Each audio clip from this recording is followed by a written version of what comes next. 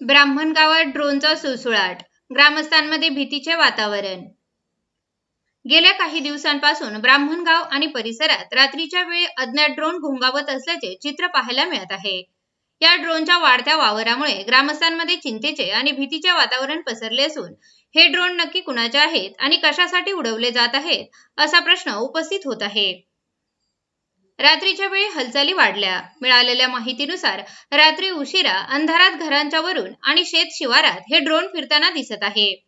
काही ठिकाणी हे ड्रोन अत्यंत कमी उंचीवर येत असल्याचे नागरिकांनी सांगितले आहे। मध्यरात्रीच्या सुमारास अचानक दिसणाऱ्या या प्रकाशमय वस्तूमुळे चोरीच्या उद्देशाने रेकी केली जात आहे का अशी शंका आता व्यक्त केली जात आहे।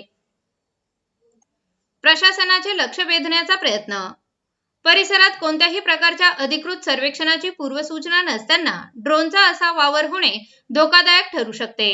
या ड्रोनचा वापर गुन्हेगारी कारवायांसाठी होण्याची शक्यता नाकारता येत नाही।